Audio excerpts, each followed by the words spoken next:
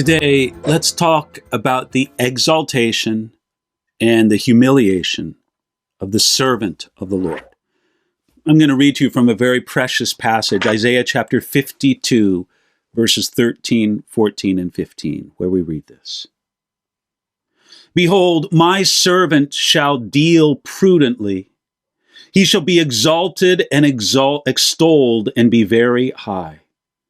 Just as many were astonished at you, so his visage was marred more than any man, and his form more than the sons of men. So shall he sprinkle many nations. Kings shall shut their mouths at him. For what had not been told them they shall see, and what they had not heard they shall consider. The words, "Behold my servant," in Isaiah chapter 52, verse 13, begin one of the most majestic sections of the great book of Isaiah.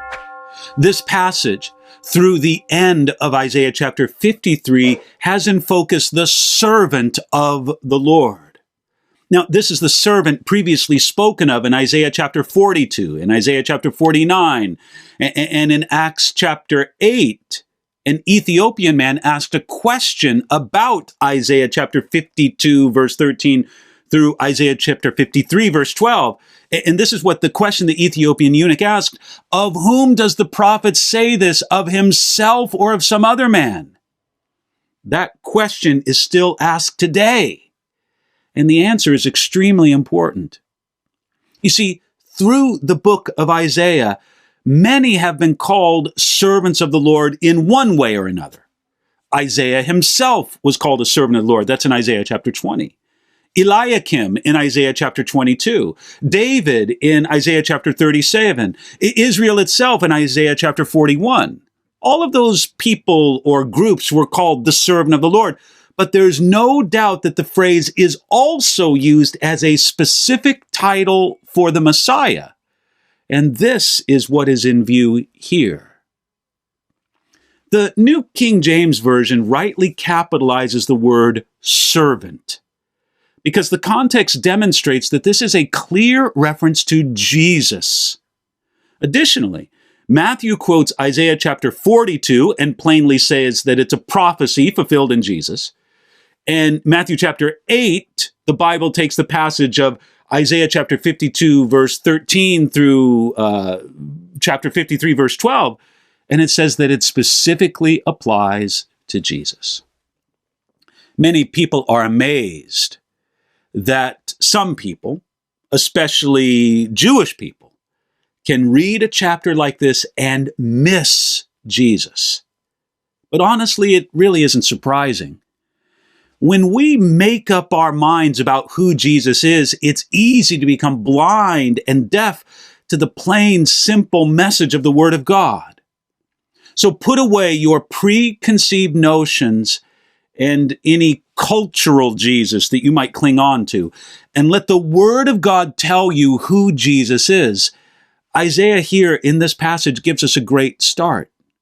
He told us, "He shall be exalted and extolled and be very high." The first words of the Lord in the mouth of the prophet regarding his servant declare his victory. He shall be exalted and extolled. That means that the Messiah will triumph. There's no doubt about it. Before any of his sufferings are announced, his glorious triumph is assured. We also read here that his visage was marred more than any man.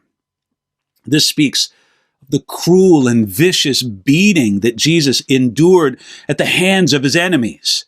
Jesus was beaten so badly on his face that he hardly looked like a man. The result was so shocking that many were astonished when they saw Jesus after his sufferings. The astonishment mentioned here may subtly refer in the New Testament to a passage that's quoted. On several occasions after the resurrection of Jesus, the followers of Jesus were slow to recognize him. You find this in Luke chapter 24 and in John chapter 20 and 21. On one occasion, they even seem awkward about his appearance. John chapter 21 verse 12 says, "Yet none of the disciples dared ask him, 'Who are you?' knowing that it was the Lord." This may indicate that the marred visage of Jesus remained even after his resurrection. We know that Jesus retained some of the scars of his crucifixion. Perhaps this extended to his face as well.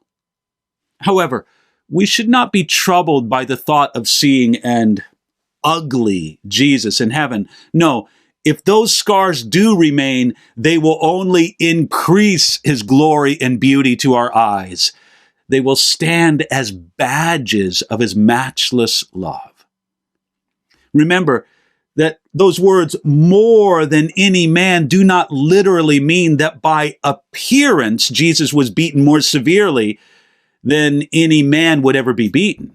No, this is a poetic hyperbole used to express the terrible effect of the beating that he endured. Yet, Isaiah was careful to remind us of the great result that came from the terrible suffering. Isaiah wrote to us, "So shall he sprinkle many nations." You see, sprinkling is often associated with cleansing from sin in the Old Testament. You can find that in Exodus, Leviticus, Numbers, and Ezekiel. Here, the promise is that the work of the Messiah will bring cleansing to many nations. It is true that Jesus is Israel's Messiah, yet he belongs to more than Israel. His saving, cleansing work will be extended far beyond Israel to many nations. And his work was so great that, as Isaiah tells us, kings shall shut their mouths at him. Though everyone will be astonished at his appearance, they will all have nothing to say against him. His glory and great work will stop every word. When they spoke against him before, it was in blindness, but now what had not been told them, they shall see. See, like these kings that were mentioned in Isaiah's prophecy, when we see Jesus for who he is, and in light of what he has done, it stops everything we might have said against him. Every excuse, every self-justification, every denial, every subtle demonstration of our self-dependence and independence is put away. If we would only do what Isaiah told us to do. Behold the servant of the Lord. Please, take a good look at this great servant today.